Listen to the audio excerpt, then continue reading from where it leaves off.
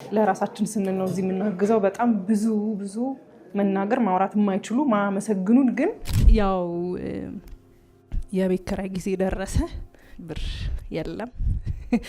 በካሜራ ከምናያት በላቀ ከካሜራ ጀርባ እጅግ ድንቅ ታሪክን የሰራችና በአጭር ጊዜ ስኬትና አስገራሚ ሀብት ላይ ደረሰች ድንቅ ኢትዮጵያዊት እንስት። ዛሬ የምንነግራችሁ ታሪክ ስለ አንዲት እንቁ ኢትዮጵያዊት ሴት ነው። ስሟ ከታዋቂው ቲክቶከር አዶናይ እና ከዘማሪ ገብረ ዮሐንስ ተያይዞ ከሰሞኑ በማህበራዊ ሚዲያው በተደጋጋሚ እየተሰማ ስላለው ዶክተር ሰላማዊት ጥቂት አስገራሚ ነገሮችን እነግራችኋለን። ስሟ ልክ እንደ ስራዋ ሰላማዊ ነው። በኢትዮጵያ የጥርስ ሕክምና ዘርፍ አዲስ ታሪክ እየጻፈች ያለች፣ በአጭር ጊዜ ውስጥ የናኘ ዝናና እጅግ ዘመናዊ የሆነ ግዙፍ የሕክምና ማዕከል ባለቤት ለመሆን የበቃች ድንቅ ባለሙያ። ብዙዎች እንዴት በ5 ዓመት ውስጥ ይህን ሁሉ ሀብትና ስኬት አገኘች ብለው ይጠይቃሉ።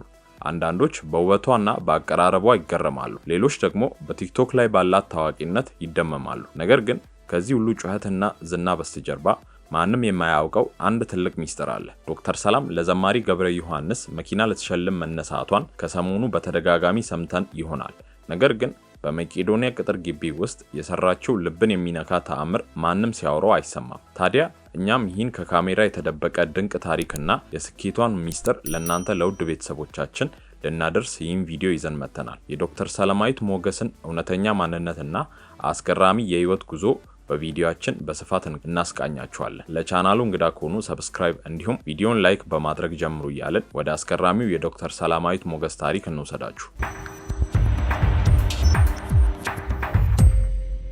ወደ ስማይል የጥርስ ሕክምና ማዕከል የገባ ሰው ኢትዮጵያ ውስጥ መሆኑን እስኪረሳ ድረስ በዘመናዊነቱ ይደመማል። ዶክተር ሰላም ይህንን ማዕከል ስትገነባ ዝም ብላ አልነበረም። ውበቱ፣ ዲዛይኑ እና አገልግሎቱ ዓለም አቀፍ ደረጃን የጠበቀ ነው። በስራዋ ከ100 በላይ ሰራተኞችን ቀጥራ እያሰራች ያለች ብርቱ ሴት ናት። ወደ ማዕከሉ የገባ ሰው ድርጅቱ ውስጥ ያለውን ዘመናዊነት፣ ንጽህና እና ውበት አይቶ መደንገጡ አይቀርም። የሚገርመው ግን ይህን ሁሉ ያሳካችው ብዙዎቻችን ልንገምት እንደምንችለው በረጅም ዓመት አይደለም። እርግጥ ነው ብዙ ስኬት ላይ የደረሱ ሰዎች ከበርካታ ዓመታት ጥረትና ትግል በኋላ ስኬት ላይ እንደሚደርሱ የሚታወቅ ነው። እጅግ የሚያስገርመው ዶክተር ሰላማዊት የፈጀባት 5 ዓመት ብቻ መሆኑ ነው። ይህን ስንል ግን እንዲሁ በቀላሉ ተሳክቶላታል ለማለት ሳይሆን መማሪያ የሆነን ዘንድ የመረጠችው መንገድ ስኬቷን እንዳፋጠነላት አስከትለን ስለምንነግራችሁ ነው። ይሁን እንጂ ዛሬ ላይ ስለ ዶክተር ሰላም ስኬት ብቻ ብናወራም እሷም ያለፈችባቸው ከባድ ሁኔታዎች እንዳሉ በአንድ መድረክ ላይ ስትናገር ሰምተናት ነበር። ያው የቤት ኪራይ ጊዜ ደረሰ ብር የለም። ከየት መጥቶ ይከፈላል? አከራዮች በር መዝጋት ጀመሩ ማለት ነው። የምሰራበትን ባይዘዌ አሁን ምናልባት ይሄንን የሚሰሙ የዛን ሰሞኑን ያከራዩ ሰዎች ከሆኑ በጣም እንደምወዳቸው በዚህ አጋጣሚ መንገር እፈልጋለሁ። ምክንያቱም እነሱ በሩን ባይዘጉት ኖሮ፣ እነሱ ሊፍቱን ባጠፉብኝ ኖሮ ምናልባት ያ ቦታ ይመቸኝ ነበረ ብዬ አስባለሁ። እና በር ተዘጋብኝ፣ ሊፍት ታዲያ እንዴት በዚህ ፍጥነት ተሳካላት ለሚለው ጥያቄ መልሱ ግልጽ ነው። ቴክኖሎጂን እና ሶሻል ሚዲያን በሚገባ መጠቀም፣ በተለይ በቲክቶክ ላይ ሙያዋን በማስተዋወቅ የታዋቂ ተዋናዮችን እና ዘፋኞችን ጥርስ በነጻ በመስራት ስሟን በሁሉም ቤት ውስጥ አስገብታለች። እሷ ሶሻል ሚዲያን ለከንቱ ወሬ ሳይሆን ለታላቅ ስራ ትጠቀምበታለች። ብዙ ሰዎች ሜቢ ቲክቶክ ላይ ምናምን አንቺ ግን ዴንቲስት ነሽ ማርኬተር ነሽ ይሉኛል። ሳላውቀው ወደ እድል ስለገባ ይመስለኛል። እና በጣም ነበረ ፕሮሞሽን ለመስራት ፕሮግራም ያወጣሁት። አጋጣሚ ሆኖ ብዙ አሁን ያለንበት ሁኔታ ሶሻል ሚዲያ ለከፍተኛ ምክንያት ሶሻል ሚዲያ ስለሆነ ለኔ ማለት ነው። የተመለከታችሁት ንግግሯ በአንድ ወቅት ዳዊት ድሪምስ መድረክ ላይ ቀርባ የተናገረችው ነበር። በተጨማሪ በዳዊት ድሪምስ መድረክ ላይ ስትቀርብ ደግሞ ከስኬት በስተጀርባ ያለውን የጥንካሬ ሚስጥር አጋርታናለች። ዶክተር ሰላም ስታወራ ነፃ ናት። በንግግሯ ውስጥ የምታስተላልፈው ትልቅ መልእክት ራስን መሆንና ያለህን ማካፈል የሚል ነው። ዳዊት ድሪምስ ላይ ከተናገረችው ውስጥ ልብ የሚገዛው ሐሳቧ ስኬት ማለት ሌሎችን ረግጦ መውጣት ሳይሆን ከሌሎች ጋር አብሮ ማደግ ነው የሚል ነው። እሷ ለታዋቂ ሰዎች በነፃ የምትሰራው ስራ ዝም ብሎ ለዝና አይደለም፣ ይልቁንም ኔትወርክ የመገንባት ጥበብ እንደሆነ በንግግሯ ፍንጭ ሰጥታለች። ብልህ ሴት የምትባለውም ለዚህ ነው። በዛ መድረክ ላይ ስትናገር አንድ ነገር አስተውለናል። በራሷ ላይ ያላት እምነትና ለፈጣሪ ያላት ምስጋና ለስኬቷ መሰረት እንደሆነ በግልጽ ይታያል። በ5 ዓመት ውስጥ እንዴት ይሄ ሁሉ ሆነ ለሚሉ ሰዎች መልሷ ትጋት፣ ስልታዊነትና የልብ ቅንነት ነው የሚል ነው። አስከትለን የምንነግራችሁ መቄዶንያ ውስጥ ያደረገችው ነገርም የዚሁ የውስጧ ማንነት ነጸብራቅ መሆኑን በዳዊት ድሪምስ ቆይታዋ በሚገባ መረዳት ይቻላል። ሰላማዊት በብዙ ነገሮች ከመቄዶንያ ጎን ሆና ስትደግፋቸው ቆይታለች። በዛ ሳታበቃ በሙያዋ እዛ ለሚታገዙ ሰዎች በነፃ የጥርስ ሕክምና አገልግሎት ትሰጣለች ከነሰራተኞቿ።